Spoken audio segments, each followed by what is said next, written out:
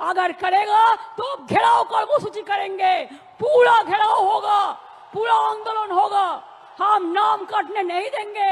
Waste Bengal में election से पहले जो हो रहा है वो सिर्फ एक स्टेट का इशू नहीं है, बल्कि पूरे देश के लिए एक इम्पॉर्टेंट पॉलिटिकल और एडमिनिस्ट्रेटिव सिचुएशन बन चुकी है। आज हर कोई पूछ रहा है कि बंगाल में अचानक इतना टेंशन क्यों है, वोटर लिस्ट को लेकर इतना हंगामा क्यों मचा हुआ है, और इलेक्शन से पहले हीरिंग, वेरिफिकेशन और SIR जैसे शब्द क्यों रोज सुनाई दे रहे हैं। असल में ये पूरा सीन समझने के लिए हमें थोड़ा पीछे जाकर पूरी पिक्चर देखनी पड़ेगी। इलेक्शन से पहले वेस्ट बंगाल में वोटर लिस्ट रिवीजन और हीरिंग का प्रोसेस शुरू हुआ। इसका मतलब होता है कि इलेक्शन कमीशन वोटर लिस्ट को दोबारा चेक कर रहा है, जिसमें यह देखा जाता है कि कौन जेन्युइन वोटर है, कौन शिफ्ट हो चुका है, कौन मर चुका है और कौन ऐसा है जिसका रिकॉर्ड डाउटफुल माना जा रहा है। पेपर पर यह एक नॉर्मल एडमिनिस्ट्रेटिव प्रोसेस है, लेकिन बंगाल जैसे पॉलिटिकली सेंसिटिव स्टेट में यह प्रोसेस टूरेंट पॉलिटिक्स का सेंटर बन जाता है। अब यहीं से मोदी और बीजेपी का एंगल शुरू होता है।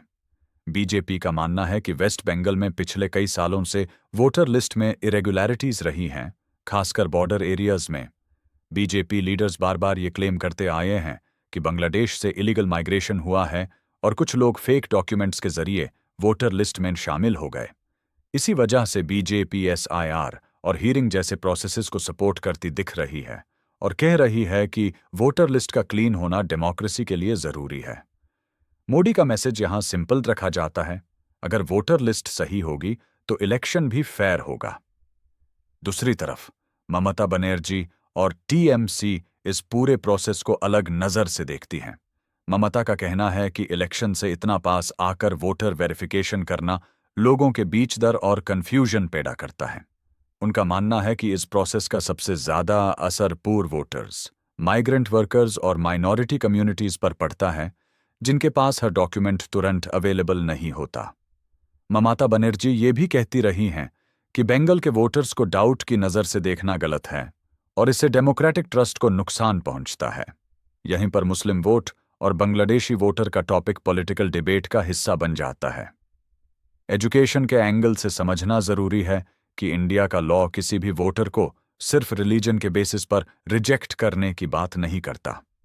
लेकिन पॉलिटिकल स्पीचेस में यह क्लेम जरूर सुनने को मिलता है कि इलीगल माइग्रेंट्स और डाउटफुल एंट्रीज को वोटर लिस्ट से हटाया जाना चाहिए। बीजेपी का नैरेटिव यह होता है कि यह नेशनल सिक्योरिटी और इलेक्टोरल इंटेग्रिटी का सवाल है, जबकि TMC का नैरेटिव यह होता है कि जेन्युइन इंडियन सिटीजन्स को टारगेट किया जा रहा है। इस पूरे बीच ED और सेंट्रल एजेंसीज का रोल भी डिस्कशन में आ जाता है। पास्ट में ED ने TMC से जुड़े कई लोगों पर एक्शन लिया और इस वजह से यह परसेप्शन बना कि सेंट्रल एजेंसीज का यूज पॉलिटिकल प्रेशर के लिए हो रहा है। ममता बनर्जी इसी बात को अपनी पॉलिटिक्स में यूज करती हैं और कहती हैं कि उन्हें और उनकी पार्टी को इलेक्शन से पहले इंटिमिडेट किया जा रहा है। बीजेपी इस एलिगेशन को रिजेक्ट करती है और कहती है कि लॉ अपना काम कर रहा है और करप्शन के केसेस में एक्शन होना चाहिए। अब सवाल आता है कि इलेक्शन के रिजल्ट पर इसका क्या असर हो सकता है। एजुकेशन और एनालिसिस के हिसाब से देखा जाए तो बंगाल का इलेक्शन सिर्फ एक फैक्टर पर डिपेंड नहीं करता। Voter list revision, agency action, development projects, welfare schemes, regional identity और लीडरशिप इमेज सब मिलकर फाइनल रिजल्ट तय करते हैं।